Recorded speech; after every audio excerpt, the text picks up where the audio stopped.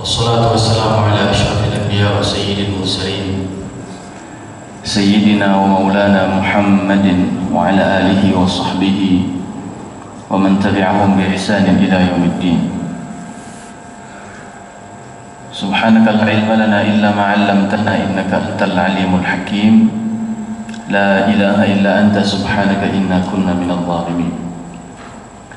اللهم لا سهل إلا ما جعلته سهلا وأنت تجعل الحزن إذا شئت سهلا.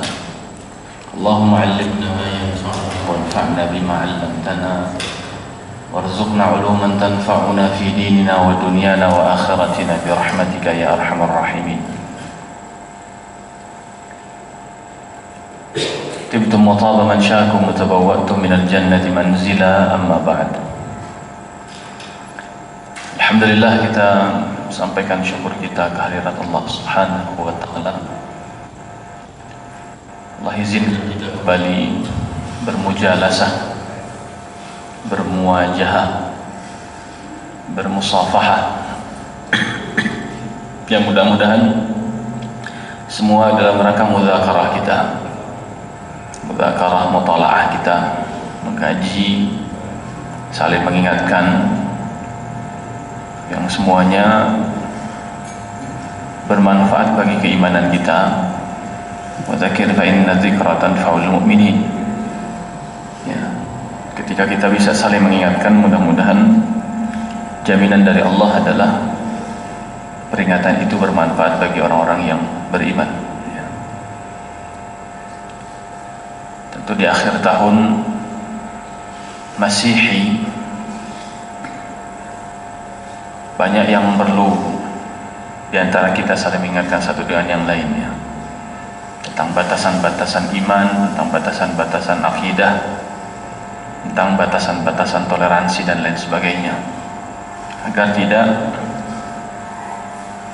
juga kita terjerumus kepada tasyabbuh, ya, menyerupai kaum yang kalau kita menyerupainya maka kita bagian darinya, sehingga identitas kita sebenarnya perlu percaya diri untuk menampilkan dan membanggakannya. Asyhadu bi anna muslimun, saksikan kami ini orang Islam. Bagaimana Islam, tentu lebih lama kita belajar tentang toleransi dan lain sebagainya. Kemudian yang kedua, salawat dan salam kita hadiahkan kepada suri tauladan kita Nabi Allah Muhammad sallallahu alaihi wasallam, dan keluarganya dan para sahabatnya. Mudah-mudahan kita selaku umatnya telah mendapatkan syafaat dari beliau. Ya Allah ya Rabbal alamin.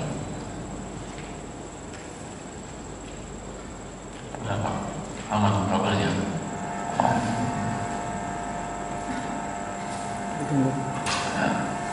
Baik. Jamaah sekalian yang dimuliakan Allah Subhanahu wa Ta'ala, terakhir kita bahas ayat yang ke 17 dan 18, ya, serta 19. Hal ataka hadithul junud Fir'auna wa Thamud bal ladina kafaru fi takdzib. Tentang Fir'aun dan tentang Thamud. Masih ingat kenapa Allah menyinggung Fir'aun dan Thamud? Yang pertama, sebab Fir'aun ini dikenal di mana? Di seluruh kitab suci. Ya, Fir'aun. Jadi viral dia di mana-mana. Mau di Taurat ada Fir'aunnya, di Injil ada Fir'aunnya. Semua ahli kitab itu faham, ya, dan tahu tentang kisah Fir'aun.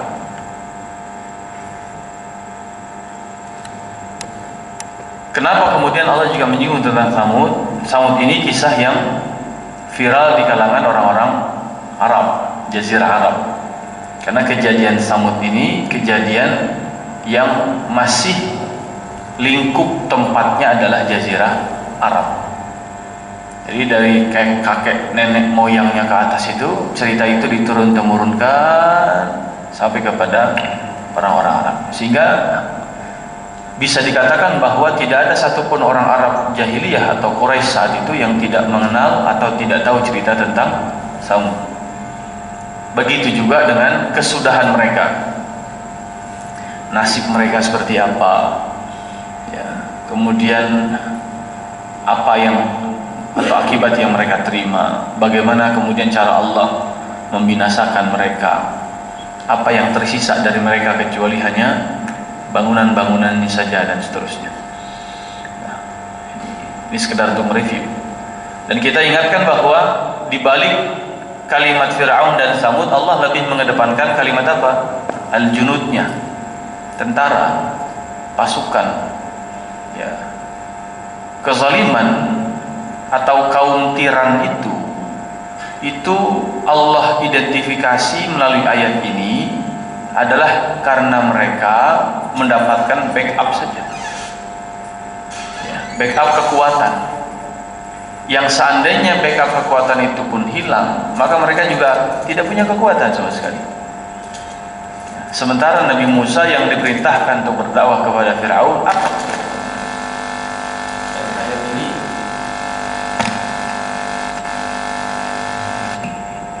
dan ayat ini juga sebagai tasliyatun lin Nabi sallallahu alaihi wasallam, hiburan bagi Nabi, sehingga Nabi seolah diingatkan oleh Allah tentang bagaimana dakwahnya Nabi Musa kepada Fir'aun yang tantangannya justru seakan-akan lebih berat. Lisannya Nabi fasih, lisannya Musa ada. Musa diminta berdakwah orang yang telah memberikan jasa pengasuhan kepadanya, tapi Nabi Muhammad diminta berdakwah kepada mereka-mereka yang tidak pernah berjasa kepada Rasul. Paling sulit itu berdakwah kepada yang berjasa kepada kita. Betul nggak? Ya, susah sekali itu. Ya, dakwah kepada orang tua saja lumayan berat. Ya. Kemudian juga yang ketiga adalah apa? Nabi Musa punya track recordnya ini pernah ngebunuh. Ya. Tapi Rasul Sallallahu Alaihi Wasallam track recordnya apa? Orang yang al-amin, dapat dipercaya, nggak pernah bohong sama sekali, siddiq, kemudian nggak pernah minum khamr sama sekali saat di masa Arab jahiliyah, nggak pernah minum khamr, nggak pernah judi, nggak pernah berzina, nggak pernah yang buruk-buruk, nggak pernah nyembah berhala sama sekali. Ya. Dan itu juga yang dilakukan Abu Bakar. Abu Bakar itu kata putri beliau, sebelum Islamnya pun nggak pernah nyentuh khamr.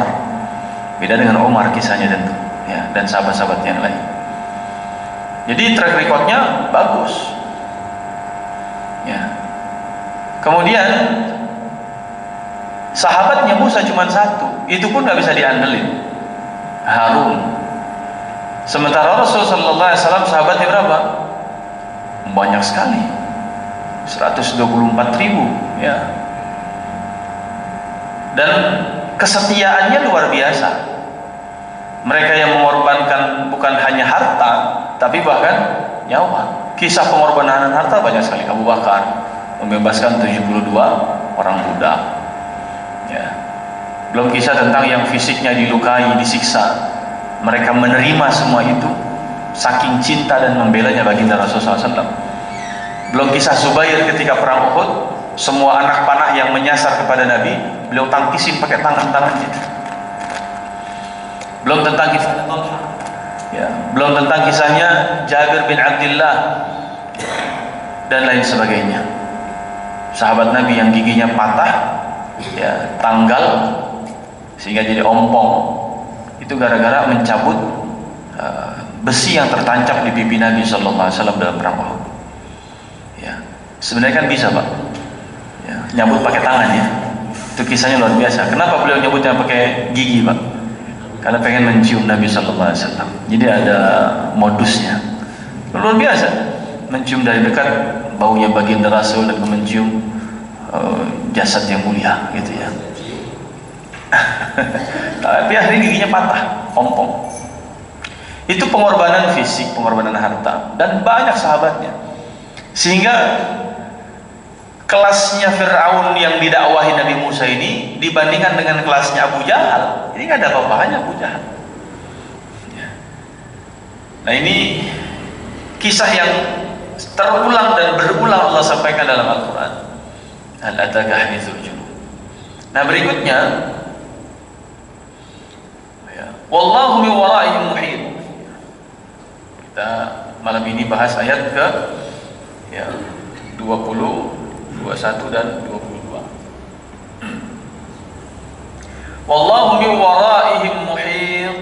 Apa maknanya? Dan Allah dari belakang mereka, min waraihim.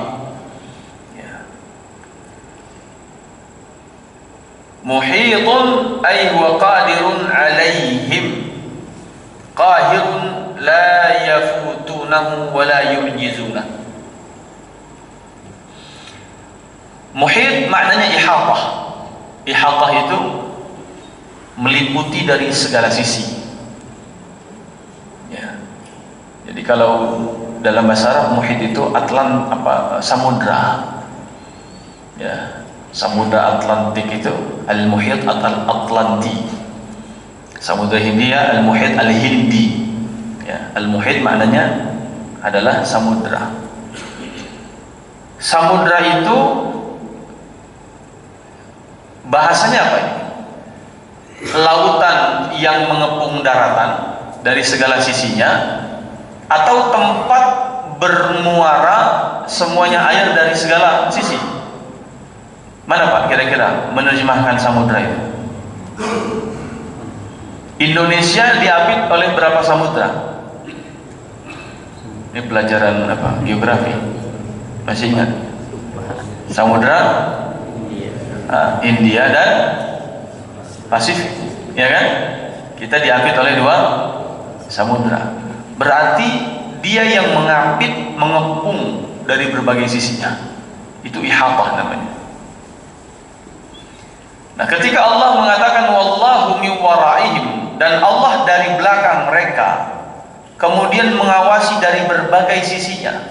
Ini gambaran bahwa Allah, wahai Muhammad sallallahu alaihi wasallam, tugasmu maju melangkah saja, aku kawal dari belakang. Aku awasi engkau dari belakang. Aku lindungi engkau dari belakang. Aku jaga engkau dari belakang. Aku ihatah engkau. Ya, pengetahuanku mencakup semua langkahmu ke depan, semua langkahmu ke kanan, semua langkahmu ke kiri. Tetapi jangan mundur, karena di belakang ada aku. Ya. Dakwah itu jangan mundur, lanjut saja. Kalaupun bisa perlu belok kanan sedikit, belok kanan semua, nggak ada masalah. Kalau perlu mencari jalan ke kiri sedikit, cari jalan ke kiri, nggak ada masalah. Perjalanan Nabi SAW dalam hijrah pun tidak langsung lempeng lurus kan, berbelok dulu, berbalik arah, kemudian mengecoh musuh, mengecoh lawan, dan pada akhirnya kemudian sampailah di kota Madinah. Ya. Sehingga jamaah sekalian yang dimuliakan Allah Subhanahu wa Ta'ala, inilah yang juga kita harus sikapi. Mindset kita, cara berpikir kita, dan cara bersikap kita dalam seluruh konteks kebaikan yang harus kita yakini adalah tanda petik di belakang kita ada Allah. Bukan berarti Allah ada di belakang. Maksudnya apa? Makna di belakang ini adalah yang menyetir, yang mengendalikan, yang mengawasi, yang mendampingi, yang mengarahkan, yang menjaga, dan seterusnya. Makanya ihatah. Dia meliputi kita dengan ilmunya, dia meliputi kita dengan kuasanya. Kalau dalam tafsirnya Ibnu Katsir dikatakan wa huwa qadirun, dia yang meliputi dengan segala kudratnya, dengan segala kemampuan dan kuasanya. Ya. Sehingga logika manapun sulit Pak untuk bisa kita masukkan dalam nalar kita tentang Nabi Musa yang dengan segala kekurangannya itu harus berhadapan dengan Firaun yang dengan segala kebesarannya. Modalnya apa? Senjata utamanya apa? Tongkat. Yang Allah tanya, wa matilka biyaminika ya Musa. Musa, itu di tangan kananmu ada apa? Qala ya asaya. Ya Rabb, ini modal saya tongkat doang ini. Ngadepin Firaun pakai tongkat, Pak. Untuk apa tongkat itu? Atawakkau 'alaiha wa ahushu biha 'ala ghanami wa liya fiha ma'arib ukhra. Ini tongkat saya gunakan buat saya berpijak. Tongkat saya gunakan buat, kalau bahasa kita, ngangon domba, ngangon kambing. Dan fungsi yang lain juga banyak di tongkat, kata Nabi Musa. Wa liya fiha ma'arib ukhra. Yang lain juga banyak fungsi. Semua nggak ada yang tahu, Pak. Dari tongkat dilempar dulu berubah menjadi ular, dari tongkat dilempar membelah lautan. Modal kita hari ini jangan kita anggap kecil, karena kalau sudah Allah di belakangnya, itu yang kecil bisa menjadi besar semua. Mungkin hari ini modal kita cuma setan gepeng ini, Pak. Katanya kan setan gepeng, gimana kan? Ya. Yang dengan setan gepeng ini rusak segalanya bisa ini. Rusak peradaban, rusak akhlak, rusak rumah tangga, rusak ekonomi, rusak semuanya. Rusak nilai mata uang dengan hanya kiris-kiris saja, dikit-dikit kiris ya. Akhirnya uang tidak beredar. Nilai nominal hanya sekedar nilai yang tertera saja. Ya, semakin tidak ada uang beredar, semakin inflasi katanya naik terus begitu kan katanya ya. Rusak semua dengan setan gepeng ini. Tapi mungkin dia setan gepeng hari ini, kalau di belakang kita ada Allah Subhanahu wa ta'ala, ini propagandanya besar. Mengungkap segala narasi-narasi sesatnya Israel selama ini kan. Ya, ternyata yang dibantai oleh mereka adalah anak-anak bayi, perempuan-perempuan tak berdosa. Ini beberapa hari belakangan diungkap tentang isi penjaranya Bashar Assad itu.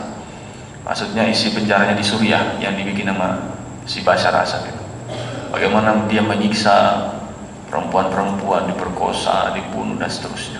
Nauzubillah min dzalik. Jadi kalau sudah di belakangnya Allah, ya, semua yang kecil yang tidak dianggap oleh orang, yang kemudian orang anggap paling cuma tongkat buat ngangon kambing. Subhanallah, dilempar ke laut, terbelah lautan. Ya. Al-Quran yang kita pakai, Al-Quran yang kita gunakan sebagai juga mukjizatnya Nabi Muhammad SAW, sebagaimana tongkat mukjizatnya Nabi Musa. Kalau di belakang kita ada Allah, wallahu min wara'ihim muhit, dengan Al-Quran semua peradaban Islam bisa kembali. Hari ini kita menganggap Al-Quran cuma sesuatu yang ya paling dibaca. Gimana bisa hebat umat ini? Cuma baca Quran, cuma ngafal Quran dan seterusnya. Tapi mari kita kembali kepada apa yang disampaikan oleh Sayyidina Utsman. Lan tasluha hadhihi al-ummah illa ma salaha bihi awwaluha. Umat ini nggak akan kembali jaya, umat ini nggak akan kembali unggul, umat ini nggak akan kembali hebat kecuali dengan cara yang ditempuh oleh umat-umat generasi pertama. Umat generasi pertama hebat karena apa? Karena nuklir tidak, mereka belum punya nuklir. Karena sahabat Nabi banyak yang profesor, tidak, kampus belum ada. Karena apa mereka hebat? Karena Al-Quranul Karim. Sehingga di balik Al-Quran ada banyak kekuatan yang harusnya kita bisa menjadi sokok guru peradaban umat manusia dunia ya. Yang mudah-mudahan munculnya kebangkitan itu dari mana ini? Dari Pondok Duta insyaAllah ya. Bukan hanya Indonesia lagi kita bicara nih. Dari Pondok Duta insyaAllah. Ini mah sudah mulai kelihatan maghribnya, tadi saya hitung sekitar 7 soft kan, Masya Allah. Belum yang ibu-ibunya ini ya. Nah jamaah sekalian yang dimuliakan Allah Subhanahu wa ta'ala, dalam konteks apapun, ketika Allah mengatakan wallahu min wara'ihim muhit ya, wallahu min wara'ihim muhit, dan Allah di belakang mereka itu melakukan pengayomannya, perlindungannya, penjagaannya, bimbingannya, arahannya dan seterusnya, maka wahai setiap kita,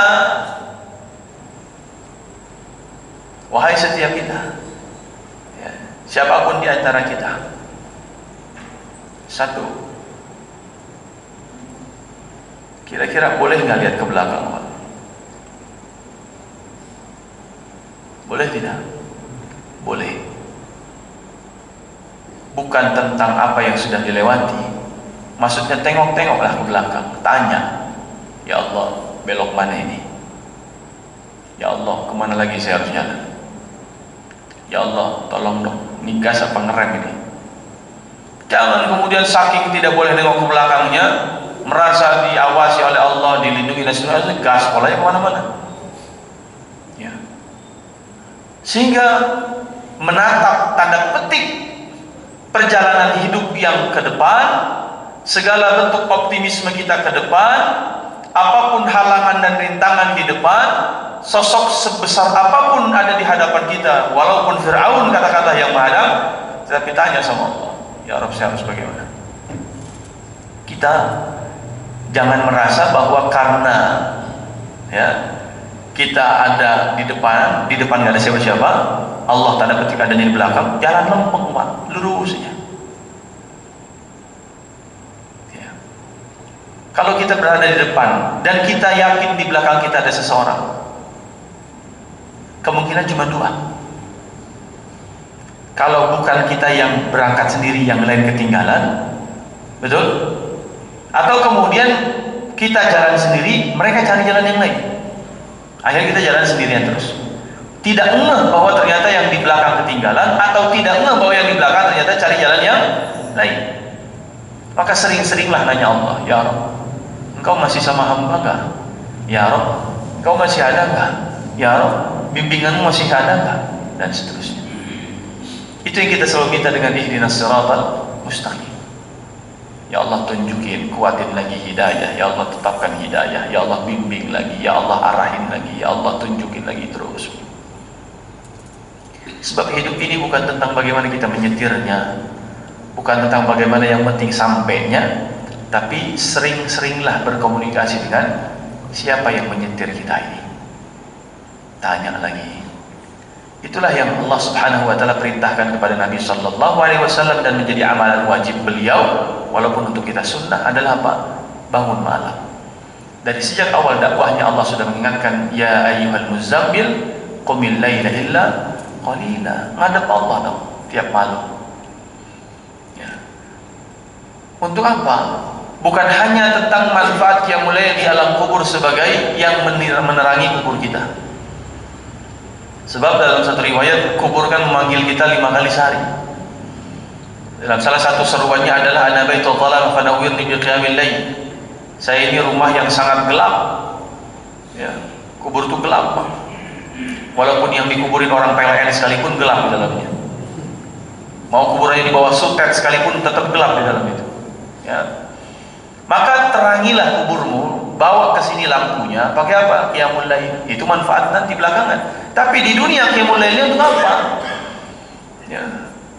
Untuk menjadikan diri kita sebagai hamba yang membutuhkan petunjuk Tuhannya. Walain sa'alani, atau hal min sa'ilin, ada enggak yang mau minta sini sama kamu, kata Allah. Wa hal min mustaghfirin, ada enggak yang mau mohon ampun sama Allah. Ya. Perintah berdakwah seringkali diingatkan dengan perintah beristighfar. Apa dakwahnya? Apa peringatan Allah kepada Nabi Nuh setelah mengeluh sama Allah? Inni da'utu qaumi lailan wa nahara, ya Allah, saya sudah dakwah siang dan malam, falam yazidhum du'a illa firara, tidak bertambah, cuma mereka malah bertambah lari mereka dari saya. Saya sudah berdakwah dengan semua metode, ya Rabb. Ya. Saya sudah berdakwah terang-terangan, a'lantu lahum wa asrartu lahum israra. Saya sudah berdakwah sembunyi-sembunyi. Ini semua metode sudah digunakan. Ibaratnya saya sudah berdakwah langsung di masjid, udah pakai Zoom, diundang, ya, kemudian sudah difasilitasi oleh DKM-nya pakai kamera, direkam, gitu ya.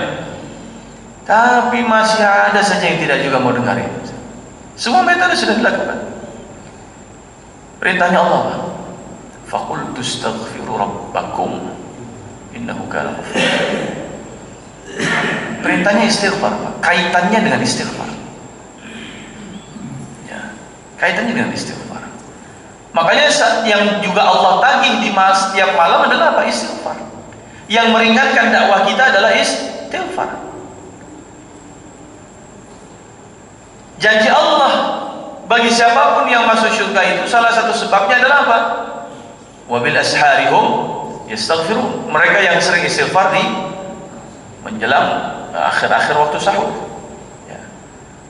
Setelah qumil laila illa qalila, qumil laila, bangun malam. Kemudian warattilul Qur'ana tartila, baca Quran. Kemudian menjelang sahurnya apa? Bil asharihum yastaghfirun, banyak istighfar. Setelah itu apa? Inna sanulqi 'alaika qawlan thaqila. Nih dari pagi sampai ntar malam saya berikan kepadamu tugas berat, yaitu berdakwah. Jadi backupnya, backingnya bukan pasukan sebagaimana Fir'aun dan Musa. Maaf, bukan Fir'aun dan Samud. Backingnya ini adalah min waraihim muhit, di belakangmu ada Allah, backingmu adalah Allah. Tapi tunaikan hak Allahnya apa? Sering-sering nengok ke belakang minta petunjuk, sering-sering ngadep, balik kanan ngadep lagi sama Allah, tanya lagi, ya Rabb siap perintah kemana lagi gitu. Jangan lempung maju terus ya. Kalau maju terus ujung-ujungnya salah jalan, repot juga ditariknya nanti ya. Pengen diingetin di depan ada jurang, nah maju terus misalnya. Nah ini dia, wallahu min waraihim muhit. Berikutnya apa Pak? Backupnya, backingnya. Bal huwa Qur'anun majid. Ini kita sebut tadi. Musa backupnya, backingnya, alatnya adalah tongkat. Nabi Muhammad SAW diingatkan, bal huwa Qur'anun majid. Yang diturunkan kepada Muhammad itu Al-Quran yang dengan semua kemuliaannya. Engkau bisa menjadi umat yang unggul nanti ke depan dengan Al-Quran. Ini bukan hanya sekedar kata, bukan hanya sekedar tata bahasa, bukan hanya tentang sekedar iqra bismi rabbikal ladzi khalaq, bukan hanya sekedar tentang alif lam mim apa maknanya, bukan hanya tentang membaca, menghafalkan, kemudian mengkaji tafsirnya, tapi ada banyak PR dari apa yang harus kita amalkan. Hukum-hukumnya sudah kita amalkan. Jadi mukjizat yang luar biasa, mengatur tatanan sosial dan kehidupan umat manusia Pak. Percayalah dengan semua apa yang sudah Allah gariskan ketentuan dalam Al-Quran. Kalau saja hidup tanpa riba sama sekali Pak, tentram semua kita. Kalau semua kaum muslimin patuh dengan azas tanpa riba saja, selesai urusan kita. Kalau kaum muslimin meninggalkan khamr semua dan semua yang mengarah dan pada akhirnya menjerumuskan kepada khamr, muqaddimatul khamrnya, pendahuluan khamrnya kan banyak. Insya Allah bahagia kita semua. Kalau semua kaum muslimin menjauhi semua hal yang mendekati perzinahan, rumah tangga utuh semua insya Allah. Ini kan semua hukum-hukum dari Al-Quran yang mengatur peradaban umat manusia. Kita bukan lagi sedang berbicara menghadapi Fir'aun. Fir'aun sudah lewat, sudah dialami oleh Nabi Musa, sudah. Itu kisah hadis. Tapi Al-Quran ini adalah tata kelola zaman di mana engkau ya Muhammad SAW, umatmu sampai akhir zaman ini. Sekian abad yang harus engkau tata umatnya. Ya kalau kita mau menatanya dengan baik adalah bal huwa Qur'anun majid. Akan terbukti nanti Pak. Ya. Dan itu pernah terbukti dulu. Di zaman Sayyidina Umar bin Abdul Aziz, 2,5 tahun beliau menjabat Pak. Cuma 2,5 tahun. Apa yang terjadi pada zaman Umar bin Abdul Aziz? Nggak ada orang miskin. Uang zakat, uang infak, uang sedekah di Baitul Mal itu bingung dikasih ke siapa. Dari mulai Madinah sampai ke Yaman, kemudian sampai ke Irak, tidak ada satupun keledai yang jatuh tersungkur. Artinya apa? Jalannya hot mix semua, aspalnya tebal semua, nggak ada yang dikorupsi aspalnya. Ya, nggak ada yang dikurangi ketebalannya. Jadi sampai keledai saja tidak jatuh tersungkur. Peradaban apa ini? Kalau bukan peradaban yang dilandasi dengan Al-Quran Karim, dengan ketakwaan, dengan kewaraan, ya, dan seterusnya.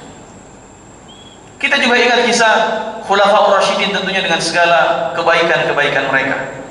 Islam begitu diterima meluas menjamah sampai ke daratan Eropa, sampai ke utara Afrika, sampai kemudian ke Syam, sampai ke Baghdad, ke Basrah, sampai kemudian ke Suriah, sampai kemudian ke Fustat, ya, ke Mesir, sampai kemudian ke Hims, ya, Eropa utaranya Suriah dan seterusnya.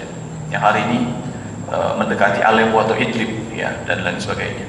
Jadi ke utara menjamah sampai luar biasa, ke barat juga luar biasa, ke timur, sampai ke selatan pun demikian. Dengan apa mereka begitu, Pak? Dengan Al-Qur'anul Karim. Sehingga ketika penaklukan Palestina dulu, ya, di zaman Sayyidina Umar bin Khattab radhiyallahu anhu, ya. Kemudian apa yang kalimat yang terkenal di kami yang diucapkan oleh salah seorang sahabat Nabi SAW, laqad azzana bil Islam. Sungguh Allah benar-benar telah memuliakan kita dengan Islam ini. Ya. Kalau kita bicara tentang Islam agama, maka yang identik dengan Islam apanya? Ya, tentu Al-Quran. Kitab suci apa? Al-Quran. Allah telah muliakan kami semua dengan Al-Quran. Menaklukkan Baitul Maqdis pun dengan Al-Quranul Karim. Makanya hari ini kalau ya analis-analis, ya, di Timur Tengah menilai sudah sekian lama kenapa Gaza bisa bertahan di bawah gempuran yang luar biasa. Pada saat yang sama, Pak, digempur begitu, ya, hampir setiap sebulan sekali ada saja yang di balik tenda-tenda pengungsian itu haflah upacara khataman Al-Quran, memproduksi para penghafal Quran 30 juz, yang dari mulai anak-anak, remaja, yang ibu-ibu, yang sudah sepuh dan seterusnya. Produksi itu. Bahkan Saudi pun kalah. Arab Saudi pun kalah produktivitas menghasilkan penghafal Quran 30 juznya dibandingkan dengan Gaza hari ini. Ya. Ini luar biasa. Ya. Bertahan mereka, lantang mereka, di balik badan mereka tank-tank yang menyoroti mereka, tapi tidak ada sama sekali kekhawatiran, ketakutan, kegetiran atau apapun itu. Ini kalau kita bisa bangkitkan saja dalam konteks yang lingkup yang paling kecil saja, lingkungan keluarga kita, Masya Allah, ya, maka bal huwa Qur'anun Majid. Nah, jamaah sekalian yang dimuliakan Allah Subhanahu wa taala,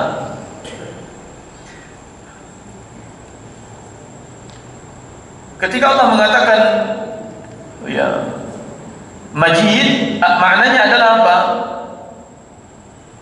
Ai azimun karim, yaitu agung dan mulia. Ya. Al-Quran yang agung, yang mulia, Majid. Sehingga kalau kita ingin dimuliakan, baik keluarga kita, baik kemudian lingkungan kita, baik kemudian katakanlah masyarakat kita, baik kemudian usaha kita dan seterusnya, kalau kita ingin dimuliakan, kuncinya satu saja: kejar kemuliaan itu dari Al-Quran. Perbaiki saja dulu hubungan dengan Al-Quran Karim. Semua, Pak, yang dikaitkan dengan Al-Quran menjadi mulia. Malaikat yang menurunkan atau membawa Al-Quran siapa? Jibril. Menjadi malaikat paling mulia.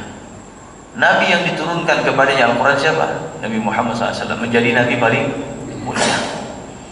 Tempat diturunkannya Al-Quran, dua tanah haram, Mekah dan Madinah, menjadi tanah yang paling mulia.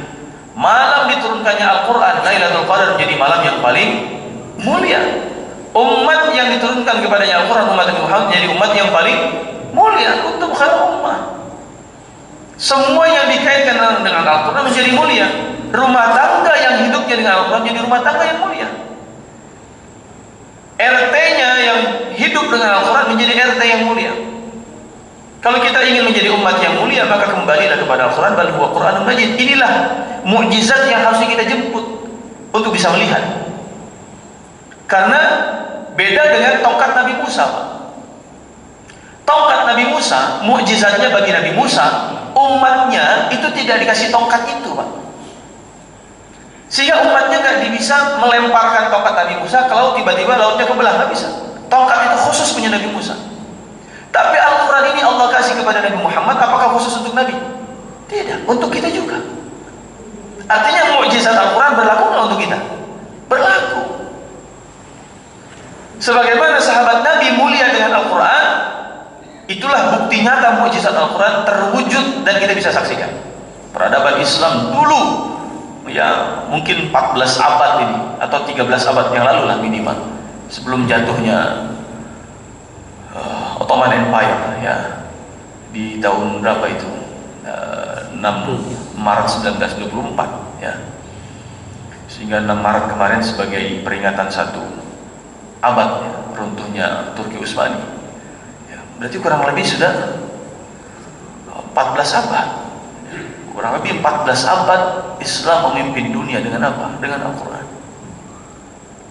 Dijauhkan dari Al-Quran satu persatu, nggak usah dikafirkan kata mereka, yang penting jauhkan saja umat Islam dari Al-Qurannya, dari masjidnya, ya udah otomatis nanti nggak perlu dikafirkan, nggak perlu kemudian dipindahkan agama, sedikit demi sedikit dia akan meninggalkan sendiri.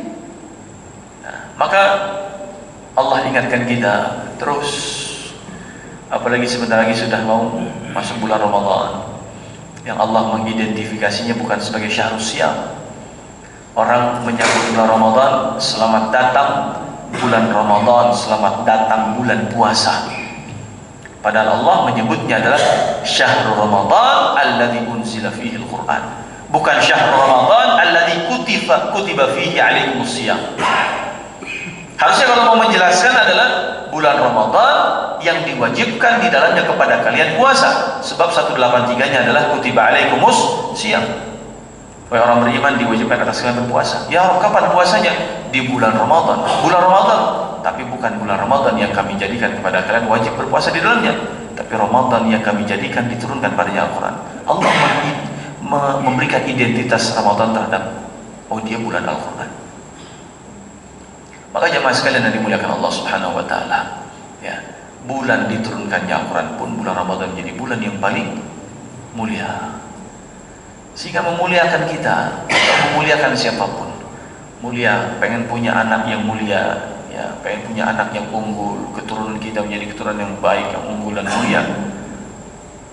Lebih membanggakan mana ketika anak kita katakanlah lulus SD, kemudian teman-temannya bilang, oh dia sudah kursus bahasa Zimbabwe misalnya begitu, ya. Siapa tahu kan menjadi duta besar di Zimbabwe kan begitu. Oh ini anak saya sudah hafal Quran 30 juz. Rasa-rasanya apa?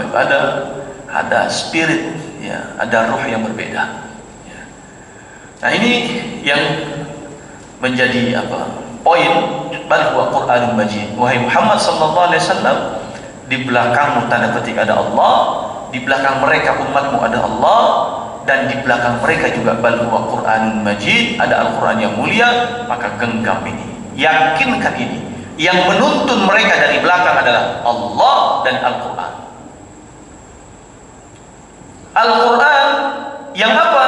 Fi lauhin mahfuz. Kalau sudah disifati dengan fi lauhin mahfuz ini, berarti la yamassuhu, yang tidak mungkin terdistorsi, Pak. Nggak mungkin kemudian digubah, dirubah, nggak mungkin kemudian diselewengkan, nggak mungkin kemudian disimpangkan gitu ya, terjadi penyimpangan dan sebagainya. Tidak. Inna nahnu nazzalna dzikra wa inna lahu lahafizun. Al-Quran yang Allah turunkan kepada Nabi Muhammad SAW itu juga Al-Quran yang sekarang kita baca. Kitab suci mana yang 14 abad itu terjaga? Atau buku mana, kalau bukan kita bilang kitab suci, buku mana yang 14 abad terjaga? Ya. Kalau bukan menjadi apa namanya itu, manuskrip yang kertasnya sudah pada coklat, tulisannya sudah mulai pudar, ya, keberadaannya di mana nggak tahu. Halaman ini ada di perpustakaan Belanda, halaman berikutnya ada di perpustakaan Swedia, misalnya begitu kan. Kalau manuskrip ini mengejar sana mengejar sini, halaman terpisah, sobekan terpisah, catatan terpisah. Belajar manuskrip luar biasa beratnya, Masya Allah. Tapi Al-Quranul Karim 14 abad Kenapa terjaga? Selain Allah jamin inna nahnu nazzalna dzikra wa inna lahu lahafizun, Al-Hijr ayat 9, tapi juga karena dia fi lauhin mahfuz, fi lauhin mahfuz. Di sisi Allah Subhanahu wa taala yang kuncinya itu yang memegang siapa? Malaikat Israfil. Ada dalam tafsir surat Al-Waqiah itu. La yamassuhu illa al-mutahharun, tidak disentuh kecuali ya oleh yang disucikan oleh Allah Subhanahu wa taala. Al-mutahharun ini adalah para malaikat. Tafsir yang paling kuat ya maknanya. Ya. Malaikat saja itu tidak menyentuhnya. Israfil saja yang megang kuncinya nggak pernah buka. Ya. Sebagaimana Israfil yang tahu yang Israfil yang tanda kiamat kapan kejadiannya ada baina ainai Israfil. Kata Nabi, ya, kiamat itu kapan kejadiannya ada di antara dua matanya Israfil. Tapi Israfil nggak pernah niup trompet kan? Ya. Tapi banyak orang yang belaga menjadi Israfil di tahun baru itu. Ya. Belaga doang ya, menjadi Israfil. Itu catatan kiamat Pak, ada di antara dua mata Israfil. Ini gambaran bahwa sangat dekat sebenarnya. Tapi bisa nggak Pak kita melihat sesuatu di antara dua mata kita? Ada tulisan apa di sini? Nggak bisa. Dekat tapi dia nggak tahu. Oleh karena itu dia hanya menunaikan amanah Allah. Wahai Israfil tiup, ya tiup sangkakala. Wahai Israfil kunci pegang, ya pegang, jangan dibuka. Nggak ada yang menyentuh sama sekali itu Al-Quran di sana. Ya. Maka usilasi wa iyyakum. Maknanya apa? Ya. Mereka semua yang mencoba melawan Al-Quranul Karim, yang paling sederhananya adalah mendistorsi baik ayat demi ayat atau huruf demi huruf atau harokat demi harokat atau titik demi titik. Ya, tentu kita ingat bagaimana sempat terjadi surat Al-Kahfi ya, saya mungkin pernah menyampaikan ayat 7 di mana Allah mengatakan wa inna laja'iluna ma'alaiha sa'idan juruza. Kemudian ada yang cetakan yang tersebar di grup-grup WA yang saya dapatkan itu menjadi wa inna lajahiluna ma'alaiha sa'idan juruza. Waliyadu billah. Jahil artinya menjadikan, jahil artinya bodoh. Jahil ya. Sesungguhnya kami yang menjadikan semua yang ada di atas muka bumi, sesungguhnya kami bodoh, nggak tahu apa-apa tentang semua yang ada di atas muka bumi. Kan jauh sekali artinya. Padahal perbedaan hurufnya hanya satu, antara ain dengan ha. Tapi Allah menjamin, jangan coba-coba mendistorsi Al-Quran, apalagi mendistorsi hukum-hukum dan kandungannya. Maka siapapun yang mencoba-coba itu, ingat, tugas kita adalah terus hadapi ke depan supaya Al-Quran berada di tracknya. Allah membimbing menjaga kita dan berikan cahaya Al-Quran kepada umat ini. Ya. Mana tahu orang-orang yang dulu memusuhi Al-Quran, bahkan gara-gara Al-Quran yang dibacakan oleh adik kandungnya sendiri membuatnya murka luar biasa. Sang adik kemudian ditampar pipinya sampai sobek. Tetapi dialah orang yang saat ini ternyata makamnya di samping baginda Rasulullah SAW. Dialah Sayyidina Umar bin Khattab. Hati yang begitu keras dulunya, sampai ketika Rasulullah SAW berdoa, ya Allah masukkanlah ke dalam Islam ini satu di antara dua Umar. Beberapa komentar sahabat apa? Ya Rasulullah, itu mustahil. Jangankan Umar, untanya nggak mungkin masuk Islam. Ya. Umar masuk Islam itu seperti unta masuk lubang jarum, mustahil, nggak mungkin sudah. Tapi dia tertegur dengan apa? Dengan Al-Quran. Taha ma anzalna 'alaika al-Qur'ana litashqa. Sungguh kami turunkan Al-Quran bukan untuk bikin kamu sulit, bukan bikin kamu susah. Ya. Dengan Al-Quran lah kemudian pancaran cahaya itu hadir. Bal huwa Qur'anun Majid. Itulah mukjizat Al-Quran. Orang sekeras apapun, ya, orang katakanlah se-Fir'aun apapun, insya Allah dengan Al-Quran bisa tembus. Nggak perlu dengan tongkat Nabi Musa lagi hari ini. Ya. Menaklukkan sosok-sosok Fir'aun hadir ummah Abu Jahal. Ya. Fir'aun umat ini Abu Jahal. Mau sekelas apapun Fir'aunnya, dakwahi dengan Al-Quranul Karim. Ajak kepada ila sabil rabbika, kepada jalan Tuhanmu, yaitu jalan yang Allah bimbing dengan Al-Quranul Karim. Ya. Mudah-mudahan ya, Allah senantiasa membimbing kita, membackup kita dalam setiap kebaikan yang sedang kita jalani, yang akan kita jalani, dan Allah kemudian juga menjaga serta menuntun kita kepada jalan-jalan yang baik, jalan-jalan yang benar. Kita hidup dengan Al-Quran, kita mulia dengan Al-Quran, dan mudah-mudahan Allah juga muliakan wafat kita dengan Al-Quran Al-Karim. Semoga Al-Quranlah yang kemudian pada akhirnya kelak menjadi syafaat yang Allah izinkan untuk diberikan kepada kita semua. Mudah-mudahan ada manfaatnya. Alhamdulillah, akhir tahun selesai juga surat Al-Buruj. InsyaAllah kita lanjutkan pekan depan, bulan depan, tahun depan. Nah, ini lengkap ini ya. Jadi pekan depan itu udah bulan depan dan tahun depan. InsyaAllah ila liqa. Ma'assalamah. Subhanakallahumma wa bihamdika asyhadu an la ilaha illa anta astaghfiruka wa atubu ilaik. Billahi taufiq wal hidayah. Assalamualaikum warahmatullahi wabarakatuh.